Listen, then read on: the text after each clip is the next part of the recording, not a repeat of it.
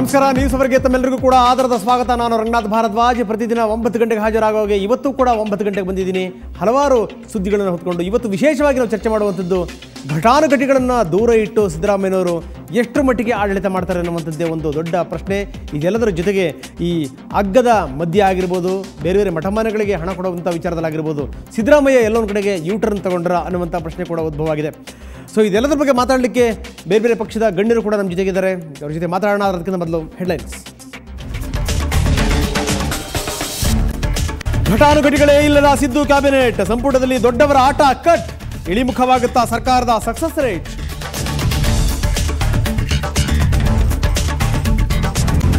ಕೈಪಾಳ್ಯದಲ್ಲಿ ನಿಲ್ಲದ ಅಸಮಾಧಾನದ ದಳ್ಳುರಿ, ಬೆಂಬಲಿಗರ ಪ್ರತಿಭಟನೆಯಿಂದ ಕಾಂಗ್ರೆಸ್ಗೆ ಕಿರಿಕಿರಿ, ಮಂತ್ರಿಗಿರಿಗಾಗಿ ಮುಂದುವರಿದಿದೆ ದೆಹಲಿ ಸವಾರಿ.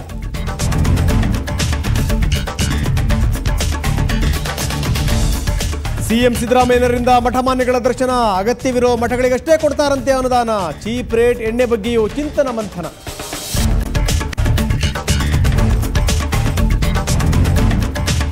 ಅಂತ್ಯವಾಯಿತು ಭಾರತ ಚೀನಾ ಗಡಿ ತಕರಾರು, 2 ರಾಷ್ಟ್ರಗಳ ನಡುವೆ 8 ಕರಾರು, ಕೈ ಕುಲುಕಿದ ಉಭಯ ನಾಯಕರು.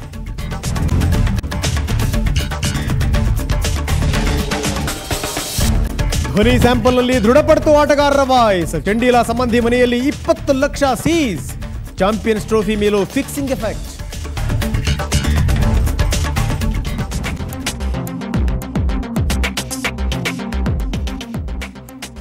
ನಮಸ್ಕಾರ, ನ್ಯೂಸ್ ಅವರಿಗೆ ಸ್ವಾಗತ. ಮತ್ತೊಮ್ಮೆ ನಾನು ಆರಂಭದಲ್ಲೇ ಹೇಳಿದೆ, ಎಲ್ಲೋ ಒಂದು ಕಡೆ ಸಿದ್ದರಾಮಯ್ಯನವರು ಹಲವಾರು ವಿಚಾರಗಳಲ್ಲಿ ಯೂಟರ್ನ್ ತೆಗೆದುಕೊಳ್ತಿದ್ದಾರೆ ಅನ್ನುವಂಥದ್ದು ಈಗಿರುವಂಥ ಪ್ರಮುಖವಾದಂಥ ಪ್ರಶ್ನೆ. ಅದರಲ್ಲೂ ಈ ಚೀಪ್ ರೇಟ್ ಮದ್ಯದ ಬಗ್ಗೆ ಏನು ಮಾತಾಡಿದ್ರು ಅದಕ್ಕೆ ಸಂಬಂಧಪಟ್ಟಾಗೆ ಸಿದ್ದರಾಮಯ್ಯ ಇವತ್ತು ಸುತ್ತೂರು ಮಟ್ಟದಲ್ಲಿ ಹೇಳಿದ್ದಾರೆ.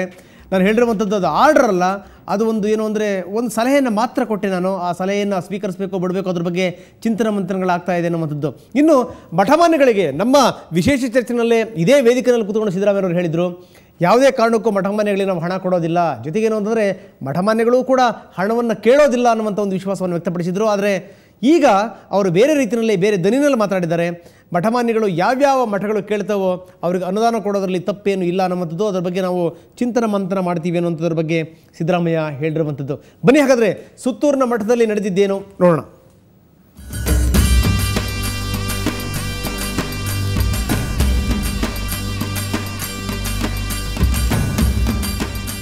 ಸಿಎಂ ಆದ ಮೇಲೆ ಸಿದ್ದರಾಮಯ್ಯ ಮಠಗಳಿಗೆ ಅನುದಾನ ಇಲ್ಲ ಅನ್ನೋ ಅರ್ಥದಲ್ಲಿ ಮಾತನಾಡಿದ್ರು. ಆಗ ಸಿದ್ದರಾಮಯ್ಯ ಮಠಗಳ ವಿರೋಧಿನ ಅನ್ನೋ ಮಾತುಗಳು ಕೇಳಿಬಂದಿತ್ತು. ಆದ್ರೆ ಈಗ ಸಿದ್ದರಾಮಯ್ಯ ಮಠಗಳನ್ನ ಸುತ್ತುತ್ತಿದ್ದಾರೆ. ಕಳೆದ ರಾತ್ರಿ ಸಿದ್ಧಗಂಗಾ ಮಠದಲ್ಲಿ ಶಿವಕುಮಾರ ಸ್ವಾಮಿಗಳ ಆಶೀರ್ವಾದ ಪಡೆದ್ರು. ಅಷ್ಟೇ ಅಲ್ಲ, ಆರ್ಥಿಕ ಸಂಕಷ್ಟದಲ್ಲಿರೋ ಮಠಗಳು ಅನುದಾನ ಕೇಳಿದ್ರೆ ಅನುದಾನ ನೀಡೋದಾಗಿಯೂ ತಿಳಿಸಿದ್ರು. ಸ್ವಾಮೀಜಿಯವರು ಎಲ್ಲ ಆಶೀರ್ವಾದ ಏನಪ್ಪಾ ಅಂದ್ರೆ ಮಳೆ ಬೆಳೆ ಚೆನ್ನಾಗಿ ಆಗಬೇಕು, ಈ ಸಾರಿ ರಾಜ್ಯದಲ್ಲಿ ಒಳ್ಳೆ ಮಳೆ ಬೆಳೆ ಆದರೆ ರೈತರು ಜನರೆಲ್ಲ ನೆಮ್ಮದಿಯಿಂದ ಇರ್ತಾರೆ ಅಂತಕ್ಕಂಥದ್ದು ಮಾಡಿ ಹೇಳಿದ್ದಾರೆ. ನನ್ನ ಪ್ರಕಾರ ಎಲ್ಲಿ ಶಾಲೆಗಳು ನಡೆಸ್ತಾರೆ ಕಷ್ಟ ಇದೆ, ದಾಸೋಹ ಮಾಡ್ತಾರೆ ಕಷ್ಟ ಇದೆ, ಅಂತ ಕಡೆ ಕೇಳಿದ್ರೆ ಕೊಡ್ತೀವಿ. ಇಂದು ಬೆಳಗ್ಗೆ ಸಿಎಂ ಸಿದ್ದರಾಮಯ್ಯ ಮಂಡ್ಯದ ಪ್ರಸಿದ್ಧ ಶ್ರೀ ಕ್ಷೇತ್ರ ಆದಿ ಚುಂಚನಗಿರಿಗೆ ಭೇಟಿ ಕೊಟ್ಟರು. ಬಾಲಗಂಗಾಧರನಾಥ ಸ್ವಾಮಿಗಳ ಸಮಾಧಿಗೆ ನಮಸ್ಕರಿಸಿ ಕಾಲಭೈರವೇಶ್ವರನ ಸನ್ನಿಧಿಯಲ್ಲಿ ವಿಶೇಷ ಪೂಜೆಯನ್ನು ಸಲ್ಲಿಸಿದ್ರು. ಶ್ರೀಮಠದ ಪೀಠಾಧಿಪತಿ ನಿರ್ಮಲಾನಂದನಾಥ ಸ್ವಾಮಿಗಳು ಮುಖ್ಯಮಂತ್ರಿಗಳನ್ನ ಆತ್ಮೀಯವಾಗಿ ಸನ್ಮಾನಿಸಿದ್ರು. ನಾನು ಮೊದಲಿನಿಂದಲೂ ದೇವಸ್ಥಾನಕ್ಕೆ ಹೋಗುತ್ತಿದ್ದೆ ಅನ್ನೋ ಮೂಲಕ ಸಿದ್ದರಾಮಯ್ಯ ತಾವೇನು ನಾಸ್ತಿಕರಲ್ಲ ಅನ್ನೋದನ್ನು ಸ್ಪಷ್ಟಪಡಿಸಿದ್ರು.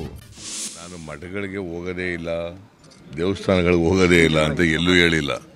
ದೇವಸ್ಥಾನಗಳಿಗೂ ಹೋಗ್ತೀನಿ, ಮಠಕ್ಕೂ ಹೋಗ್ತೀನಿ. ಆದರೆ ಅದೇ ಒಂದು ಯಾವಾಗಲೂ ಮಠಕ್ಕೆ ಹೋಗೋದು ದೇವಸ್ಥಾನಕ್ಕೆ ಹೋಗೋದು ಆ ಥರ ಮಾಡಿಲ್ಲ. ಮನೆಯಲ್ಲಿ ಪೂಜೆ ಮಾಡೋ ಕೆಲಸ ಮಾಡಕ್ಕೆ ಹೋಗಲ್ಲ.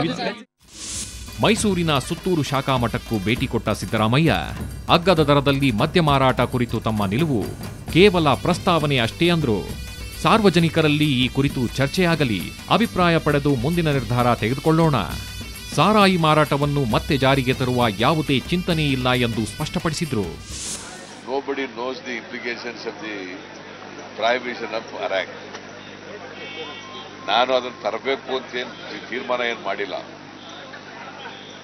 ಅಥವಾ ಸಾರಾಯಿ ಮತ್ತೆ ವಾಪಸ್ ತರಬೇಕು ಅಂತೂ ತೀರ್ಮಾನ ಮಾಡಿಲ್ಲ. ಆ ಥರದ ಆಲೋಚನೆನೂ ಇಲ್ಲ. ನಾನು ಸುಮ್ಮನೆ ಪ್ರಾಸಂಗಿಕವಾಗಿ ಎಕ್ಸೈಸ್ ಡಿಪಾರ್ಟ್ಮೆಂಟ್ನವ್ರ ಜೊತೆ ಮಾತಾಡುವಾಗ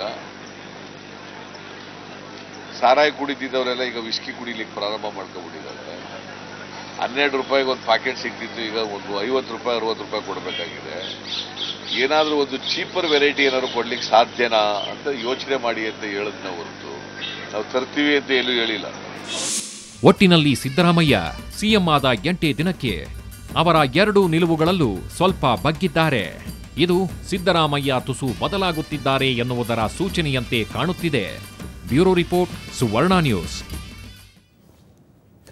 ಸೊ ಇದೆಲ್ಲದರ ಜೊತೆಗೆ ಹಲವು ವಿರೋಧದ ನಡುವೆ ಹಲವು ನಾಯಕರ ಅಸಮಾಧಾನದ ಜೊತೆಗೇ ಸಿಎಂ ಸಿದ್ದರಾಮಯ್ಯನವರ ಸಂಪುಟ ಅಸ್ತಿತ್ವಕ್ಕೆ ಬಂದಿರೋದನ್ನು ನೋಡ್ತಾ ಇದ್ದೀವಿ. ಸಂಪುಟದಲ್ಲಿ ಒಳ್ಳೊಳ್ಳೆ ಉತ್ಸಾಹಿ ತರುಣರಿದ್ದಾರೆ, ಕೆಲಸ ಮಾಡಬೇಕು ಅನ್ನುವಂಥ ಆಸಕ್ತಿ ಇರುವಂಥವರಿದ್ದಾರೆ. ಇದೆಲ್ಲದರ ಜೊತೆಗೆ ಘಟಾನುಘಟಿಗಳು ಬಹಳ ದೂರದಲ್ಲಿದ್ದಾರೆ ಅನ್ನುವಂಥದ್ದು. ಸೊ ಇವ್ರನ್ನ ಹೊರಗಡೆ ಇಟ್ಟು ಸಿದ್ದರಾಮಯ್ಯನವರು ಆಡಳಿತ ಮಾಡುವಂಥದ್ದು ಅಷ್ಟು ಸುಲಭ ಅಲ್ಲ ಅಂತ, ಈ ಹುಲಿಗಳನ್ನು ಸಿಂಹಗಳನ್ನು ನೀವು ಪಂಜರದಿಂದ ಹೊರಗಡೆ ಇಟ್ಟು ಏನೋ ನಮಗೇನೋ ಹಾನಿ ಮಾಡಲ್ಲ ಅಂತ ಎಕ್ಸ್ಪೆಕ್ಟ್ ಮಾಡೋದು ತಪ್ಪಾಗುತ್ತೆ. ಅಂಥದ್ದೇ ಒಂದು ಸ್ಥಿತಿ ಈಗ ಸಿದ್ದರಾಮಯ್ಯನವ್ರನ್ನ ಕಾಡ್ತಾ ಇದೆ. ಮಂತ್ರಿಮಂಡಲದಲ್ಲಿ ಘಟಾನುಘಟಿಗಳ ಕೊರತೆಯ ಜೊತೆಗೆ ಯುವಕರ ಮುಖಗಳು ಕೂಡ ಕಾಣ್ತಿರುವಂಥದ್ದು ವಿಶೇಷ. ಕಾಂಗ್ರೆಸ್ನ ಹಿರಿಯ ಹಾಗೂ ಅನುಭವಿ ರಾಜಕಾರಣಿಗಳನ್ನು ಸಿದ್ದರಾಮಯ್ಯ ಎಲ್ಲರ ಕಡೆಗೆ ಹೊರಗಿಟ್ರ ಅನ್ನುವಂಥ ಸಂದೇಹ ಕೂಡ ಕಾಂಗ್ರೆಸ್ನಲ್ಲಿ ಈಗ ಉದ್ಭವ ಆಗಿರುವಂಥದ್ದು. ಇದು ಸರ್ಕಾರದ ಮೇಲೆ, ರಾಜ್ಯದ ಅಭಿವೃದ್ಧಿ ಮೇಲೆ ಏನಾದರೂ ಪರಿಣಾಮ ಬೀರಬಹುದಾ ಅನ್ನುವಂಥ ಅನುಮಾನ, ಆತಂಕಗಳು ಕೂಡ ಈಗ ಉದ್ಭವ ಆಗಿದೆ.